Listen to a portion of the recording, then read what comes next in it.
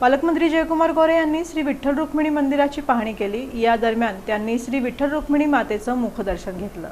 श्री विठ्ठल रुक्मिणी मंदिराचं जतन आणि संवर्धन करण्यासाठी मंदिर विकास आराखड्यातून पुरातत्व विभागाच्या मार्गदर्शनाखाली कामे सुरू असून मंदिर विकास आराखड्यातून झालेल्या कामांची तसंच करण्यात येणाऱ्या कामांची पाहणी करून पालकमंत्री जयकुमार गोरे यांनी माहिती घेतली।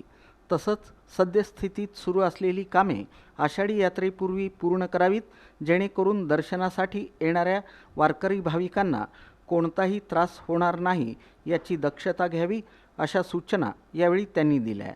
या प्रसंगी जिल्हाधिकारी एस कार्तिकेयन, मुख्य कार्यकारी अधिकारी कुशल जैन, जिल्हा पोलीस अधीक्षक अतुल कुलकर्णी, मंदिर समितीचे कार्यकारी अधिकारी राजेंद्र शेळके, आळंदी देवस्थानचे विश्वस्त योगी निरंजननाथ, समितीचे सदस्य ज्ञानेश्वर महाराज जळगावकर, व्यवस्थापक प्रवीण कुमार घम उपस्थित होते।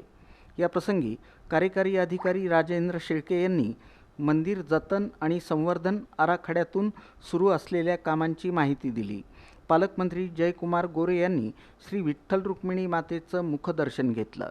त्यानंतर मंदिर समितीच्या वतीनं सदस्य ज्ञानेश्वर महाराज जळगावकर यांच्या हस्ते श्रींची मूर्ती आणि उपरण देऊन त्यांचा सत्कार करण्यात आला।